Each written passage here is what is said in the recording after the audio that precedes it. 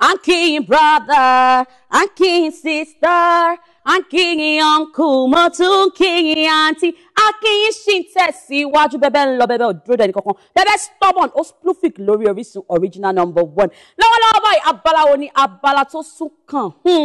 Ọ̀rọ̀ ìṣítí nípa bí a ṣe lè ṣe kí ni bí a ṣe lè gbádùn ara wa tó bẹ́ẹ̀ gẹ́ ní gbogbo ọjọ́ Friday. Èwo gan ni mo fẹ́ mú lò lónìí? Báwo gan ni a ṣe lè gbádùn ara wa fún weekend tí ò sì ní ṣe àkóbá kankan fún wa nígbà tá a bá resume síbi iṣẹ́ ní Monday?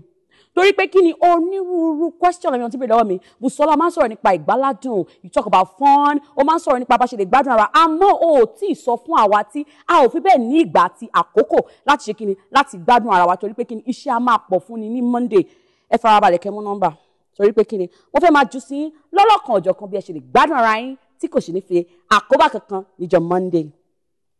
Ìkíní tí mo máa mú lò òun ni wípé fún iṣẹ́ Monday ní Monday tíṣẹ́ bá ti bẹ̀rẹ̀ báyìí fún iṣẹ́ Tuesday fún Tuesday tó rọ mọ̀ wípé Friday ẹ yóò lámìlaka nípa ti ìgbádùn. Mú Monday ẹ kó ṣiṣẹ́ dáadáa so that iṣẹ́ Monday kò ní bá ti Tuesday. Iṣẹ́ Tuesday kò ní ṣe kí ni kò ní bá ti Wednesday. Èyí ni àwọn onígbádùn èèyàn máa ń ṣe tí ò kí ní fa àkóbá kankan fún wọn tí wọ́n bá dé ibi iṣẹ́ ní Monday. Tí ò ní fa ìjánikulẹ̀, tí ò ní fa what are you doing Mr. Ola? You're not doing very well. You're not working very well. You're not ṣe kíni kan. Torí pé kíni èèyàn náà ò ṣe kíni kò set time àti energy ẹ̀ lẹ̀ dáadáa fún ìgbáládùn. A jẹ́ wípé brother tó wà níbẹ̀, sister tó wà níbẹ̀, ọmọge tó fẹ́ gbádùn ní Friday kó ṣe kíni kó go down, kó relax. Torí pé kíni iṣẹ́ Monday yẹn kó rọra ṣe fún Monday so that iṣẹ́ Monday kò ní bá ti Tuesday, Tuesday ní bá ti Wednesday, bẹ́ẹ̀ lọ. Mọ̀bí tó fẹ́ jẹ̀ sí, mọ̀bí tó fẹ́ lọ, ilé ìgbafẹ́ tó fẹ́ lọ, ọ̀rọ̀ àkọsílẹ̀, bóyá Uptown Lounge and Bar, BMC Uptown Lounge and Bar every Friday, weekend, yes. Uptown Lounge and Bar yẹn mo ti máa mọ̀ wípé bẹ́ẹ̀ ni mo fẹ́ lọ ní Friday yìí, mo ti máa set time mi, minutes mi, àkókò mi, mo ti mọ̀ wípé Friday yìí ibẹ̀ ni máa yàbàrà sí. Ibikíbi tó bá wù ẹ́ tó bá fẹ́ lọ, kọ sílẹ̀ pé ibi tí mo fẹ́ lọ lélẹ̀ so that kò ní sí tàbí ṣùgbọ́n pé ó dá o club yìí wọ́n ní ṣí Friday yìí o club yìí wọ́n máa ṣe ó ti mọ ibi tó fẹ́ lọ ó ti mọ tó máa ṣẹlẹ̀ bẹ́ẹ̀ ó ti mọ ń lọ bẹ̀ dáadáa ó ti mọ̀ pé kò sí wàhálà kankan níbẹ̀ ká ṣe kí ni ká mọ ibi tí a fẹ́ jẹ̀ sí níjọ́ Friday àti gbogbo weekend fún ìgbàládùn ìyẹn ò ní ṣe àkóbá fún Monday. A ṣì ń tẹ̀síwájú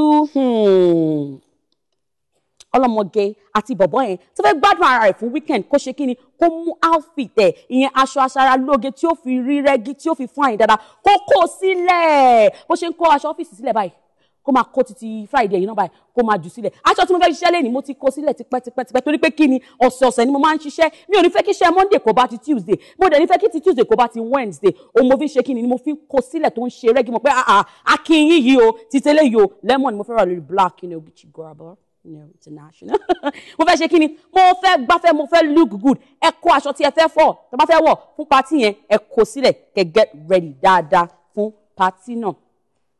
Nínú gbígbádùn àti jíjáde pẹ̀lú ọ̀rẹ́ wa ẹ jẹ́ ká ṣe kí ni ká set alert wálẹ̀ ká sọ fún wọn èyí tó bá wà ní Kòròdú ẹ jẹ́ kó mọ̀ èyí tó bá wà ní Mòwe ẹ jẹ́ kó mọ̀ èyí tó bá wà lẹ́kọ̀ọ́ Mùṣí Olóòṣà gbogbo wọn pátápátá Màgódó Lekki phase 2 kí wọ́n mọ̀ wípé táìmù báyìí lẹ fẹ́ jáde àsìkò báyìí lẹ fẹ́ jáde gbogbo náà ti ṣe kí ni wọ́n ti gbáradì gbogbo ó ṣe rẹ́gí wọ́n mọ̀ pé Friday yẹn báyìí o àsìkò tí ẹni yìí sọ pé ká pàdé òun níbí báyìí òun rèé o ẹ mọ̀ gbogbo á lọ spluffic á lọ beautiful ẹ máa ṣe kí ni ẹ máa jẹ ìgbáládùn tó péye ní gbogbo ọjọ́ Friday wọ weekend.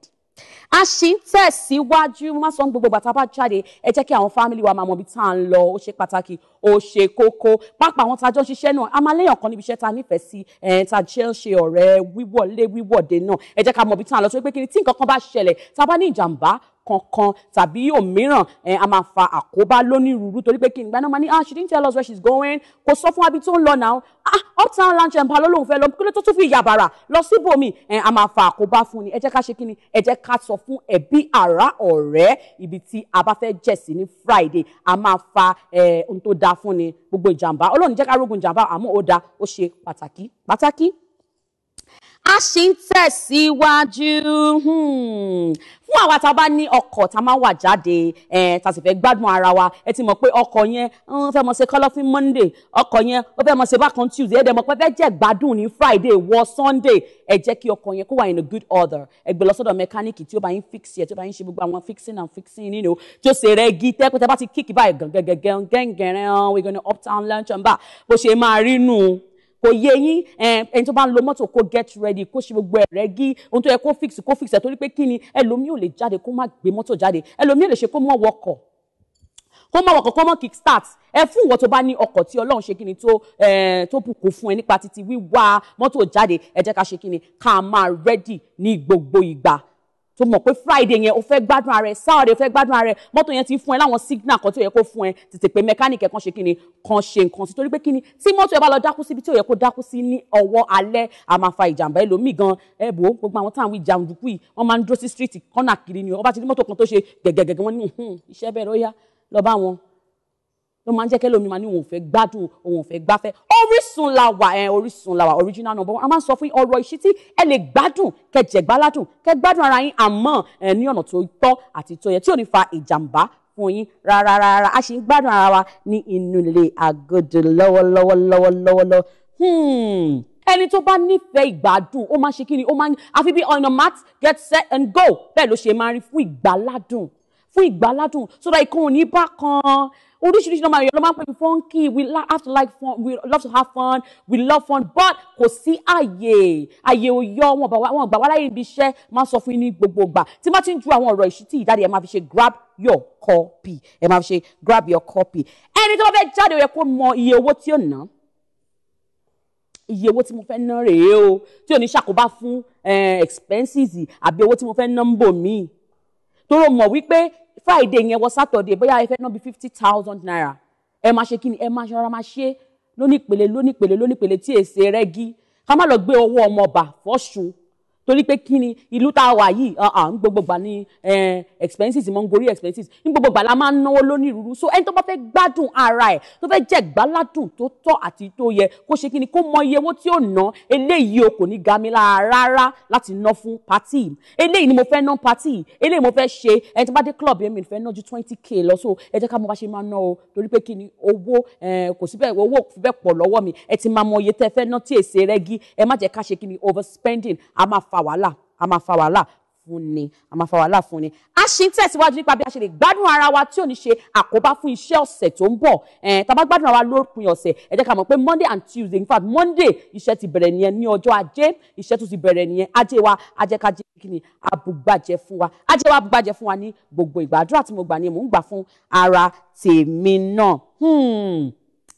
gbogbo ìgbàládùn tá a bá fẹ́ jẹ ẹ jẹ́ ká ṣe kí ni ẹ jẹ́ ká tẹ̀ dò wọ 5 p.m. ní ìjọ Sunday bẹ́ẹ̀ ni ká tẹ̀ dò ká mọ̀ wípé by 5 gbogbo ìgbàládùn yẹn ó ṣe kí ni ká bá lè ráyè sinmi ìwọ tó fẹ́ lọ sí club Friday lọ sí club kò jẹ́ gbádùn ara rẹ̀ ìwọ tó mọ̀ pé wedding ń bẹ Saturday àbókùn bẹ Saturday lọ kó gbádùn ara rẹ̀ Sunday ó dẹ̀ tún fẹ́ jáde ṣe fàájì jẹgbáládùn bó bá ti di bí ọwọ́ 5 yẹn ẹ dákun ẹsẹ̀ mẹ̀dọ̀ yìí náà tó inú máa fara ń fẹ́ sinmi ẹ bá ṣe hip hop rẹ̀ káàkiri ara mọ̀ fẹ́ kí ni àmọ̀ fẹ́ sinmi tó bá ti di 5 yẹn ẹ rọra mú nice bath kẹ́ ẹ sùn kẹ́ mọ̀ wípé tẹ́ bá ti sùn wọ́n bí 8 9 10 yẹn ẹ̀ á yànnù àwọn aṣọ tó tún kú yẹn ti pé ẹ ti ń yànnù ẹ̀ tó bá tún di Monday iṣẹ́ tún yá pé lógójì oh my God good morning everybody wọ́n ní mọ̀ pé ẹ ti gbá club láti Friday wọ Sunday bó ṣe yẹ kó jẹ́ nìyẹn so that kò ní fa wàhálà kankan fún wa kí ni tó wọn abẹ́gan tá a bá gbádùn ara wa tó bẹ́ẹ̀ gẹ́tẹ́ pé jọ Monday iṣẹ́ bọ́ lọ́wọ́ wa Ọlọ́run jẹ́ kí iṣẹ́ bọ́ ní ọwọ́ wa mọ́ ẹ jẹ́ ká jẹ gbáládùn bó ti ṣe tọ́ àti bó ti ṣe yẹ a ṣì ń tẹ̀síwájú ẹ yá mi ní òyìnbó yìí kí n lò looking good is good business. Bẹ́ẹ̀ ni ká múra ká ṣara lóge àmọ́ jẹ́ kí n tó da kó máa tọ̀ ní wá tó bá múra dáadáa jáde àwọn tó kójú òṣùwọ̀n náà máa bẹ́ẹ̀ sọ̀rọ̀ tó bá múra dáadáa a máa fa ìjánikulẹ̀ wọ́n máa fọwọ́ rọ́ ní sẹ́gbẹ̀ẹ́ ni ẹ jẹ́ ká máa jáde ká máa look good all the time looking good is good business mo láwọn ọ̀rẹ́ lónírúurú bá tí wọ́n fẹ́ jáde báyìí ẹ máa mọ̀ pé wọ́n fẹ́ jáde torí pé kí ni ìrínisí òun gangan ni ìsọnilọ́jọ̀ àmọ́ fún clubbing mo máa sọ gbogbo ìgbà ẹ jẹ́ ká ṣe kí ni ká má tẹ́dọ̀ nípa aṣọ tá a bá wọ̀ torí pé aṣọ tẹ́ bá wọ̀ yẹn a máa attract àwọn jàǹdùkú a máa jẹ́ kó mọ ọ̀rànjú hàn wó bá ta ẹ náà ẹlòmíì lè price èèyàn látòkè dé sálẹ̀ láì tiẹ̀ tí báyàn sọ̀rọ̀ wọ́n ti mọ ohun tó wọ̀ wọ́n máa ní bó ṣe wà yẹn 150 jẹ́ tán torí wọ́n mọ̀ pé top yòun yóò mọ̀ wọ bí 40k bàtà òun yóò mọ̀ ṣe kí ni ìwọ tó mọ rẹ bẹ́ẹ̀ tó mọ̀ pé oníjáde ni oníwọṣọwọṣọ ni àwọn aṣọ tí ò fi bẹ́ẹ̀ wọ́n tó bẹ́ẹ̀ gẹ́ tí ó ní jẹ́ kí jàǹdùkú apanilẹ́kún èèyàn kí wọ́n mọ ṣe kí ni kí wọ́n mọ fọ́lọ̀ rẹ bí Instagram àti Facebook kò ṣe kí ni kò tẹ̀ dó